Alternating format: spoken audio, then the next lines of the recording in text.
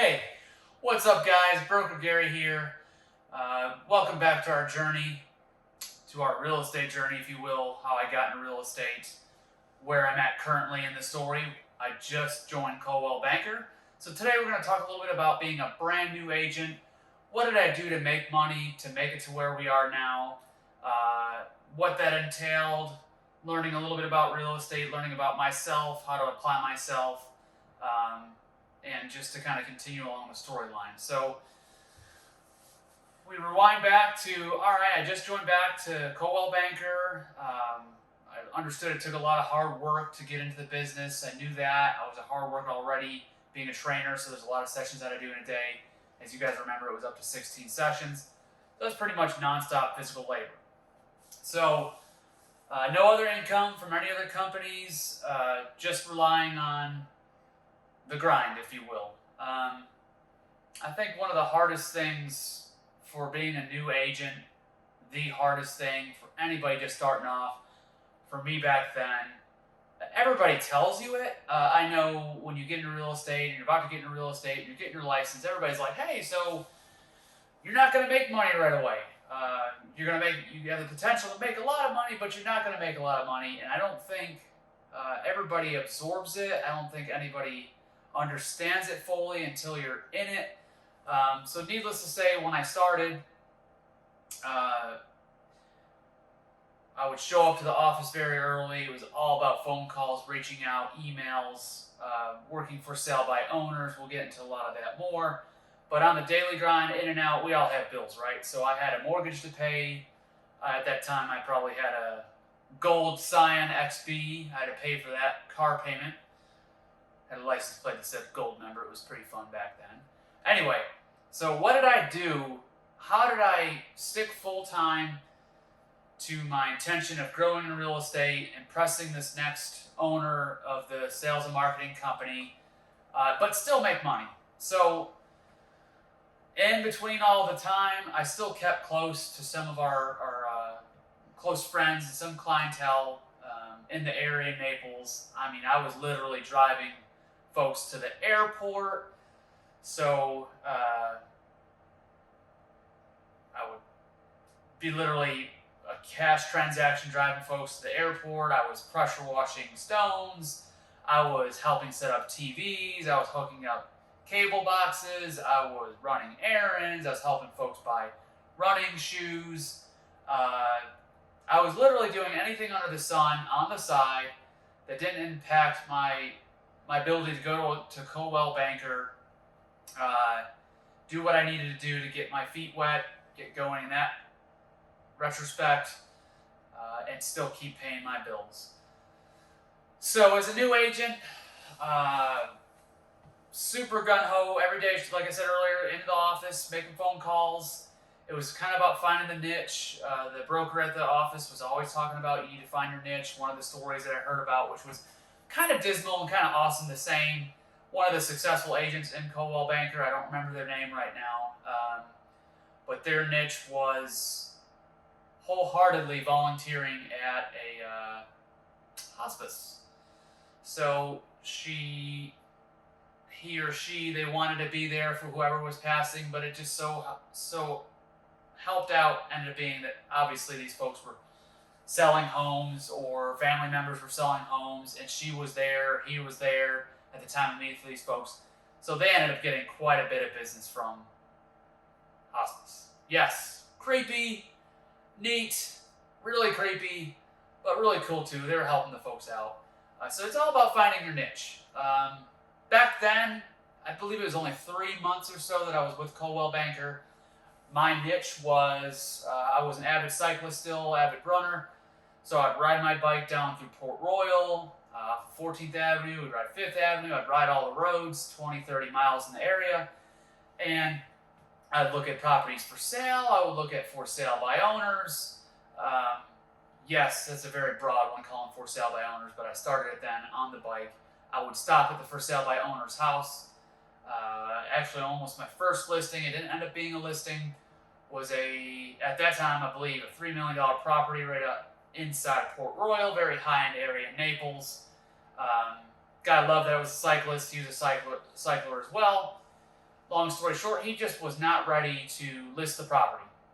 But that was my niche, making the phone calls, being at the office early. I held open houses for a lot of the folks in Coldwell Banker, so I started getting some leads there. I'm going to just fast forward to my first almost sale. Was not my first sale at Coldwell Banker. And again, I was there for about 3 months. So we had a database lead system that the broker would hand out to agents. I'm low end of the totem pole. I can't say that I was getting the best leads, but there was a lead. Folks from Canada. They were looking to buy something remotely. Even back then, I don't remember, 08, 09, whatever it was, we were trying to get a transaction done on a nice condominium off the beaten path in Naples remotely. I believe it was around $150,000 to $200,000. We were going back and forth on the video. I was trying to demonstrate that the AC was in working condition. I'm trying to share all these things, and I'm just learning. I don't really know exactly what this buyer is looking for detail-wise. I didn't know a lot about inspections back then. I'm just working hard. I'm doing what they want. So we go back and forth. I'm showing videos and doing this, that, and the other. And we get to the point they want to write an offer. We're trying to write an offer. Contract negotiations just between ourselves of what offer we're going to get out. Falling apart. Out of touch with them. A week or two later, first lesson, they ended up buying somewhere else. They didn't use me as a real estate agent. Again, so new to it.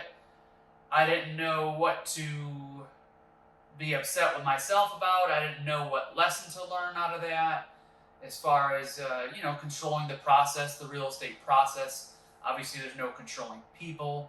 It's just more about the process and helping folks with what they need specifically to make something happen, let it be property or inspection-wise, certain things that they need. So, was not my first deal. All right, that's pretty much Coldwell Banker in a nutshell. A lot of open houses, a lot of phone calls, a lot of just figuring out what is it do I need to do to work. And I'm going to take a little step forward here. I'm going to give you a tidbit of this information. And then in the next video, I want to spend a little bit more time and talk about the sales and marketing company that I work for. So again, being a brand new agent, I want to touch on it one more time. Nobody's going to tell you enough. You're never going to feel it until you do it yourself. As far as getting in the industry and realizing you're not going to make money right away, it's not feasible. You can make anywhere from, you could end up spending money to making $30,000. It's very rare if you get in the game unless you already have a good sphere of influence already built in where you're making money right away, which is possible, but it's rare. So anyway, patent sales and marketing. That company was the one client I used to train in the fitness facility. I've been bugging him, stretching him. I told you a little bit about that. I reached back out to him. Finally, he said, "Hey, listen, Gary, we got a position for you." So I had a great time at Coldwell Banker. We parted ways properly, the 2-week notice, whatever notice they needed there, no ill will, and Patent Sales and Marketing is the company. They brought me on board. So I have to say that company is what taught me all of my sales training, not my hard work ethic, but everything that I needed to be, we always use the term, the assassin in sales. I still carry a lot of the tools today. Obviously, there are a lot of things different when you don't work for a sales and marketing company, but a lot of it has carried over to what I represent in my brokerage, our marketing now, our skill set that we carry on for all of our sellers properties that we have that we're listing. So here I go again. I'm brand new in patent sales and marketing. I'm starting the grind again. I'm going to leave you on just one last part, and then we're going to talk about the training when we come back for our next video. It was some pretty intense training. I'll talk about my first sale, and then I think I'll fast forward through to our builder, and we'll get to where I am now. So I'm brand new. I'm cutting my teeth now for the sales and marketing company. I'm starting to get my training. All they want me to do is just listen for the first month or however long it was. It was just sit at the desk and just listen. Listen to what's going on in the office, what everybody's doing. No calls, no nothing. So basically, I would show up to work every day, bring a coffee. It was very had barely any money, but I made sure to bring coffees in. I'm very excited to bring coffees in. I was excited for the growth of myself. I knew what this was going to do for me. You have to have the foresight and the excitement and the want and the need to excel in something. I know we're in a society where a lot of folks don't want to work hard anymore. So if you're brand new in anything and in real estate, and even back then, I worked as hard as I could with whatever I could and put the effort and the energy. We all know sales is a transfer of emotion. So although I was just sitting at a desk listening, every day I brought the excitement, I brought the woo, I brought the coffee in. It was fun, it was exciting. I'm going to wrap it up here because I want to save the last few parts for the next video. So if you're brand new, big part here, you probably picked that up. If you have any questions, if you have any thoughts, if you're just getting into it, we've got some brand new agents that started with our brokerage.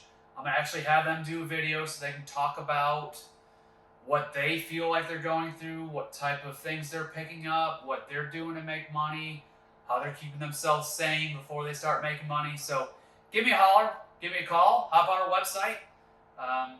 We're here for you guys. Broker Gary out.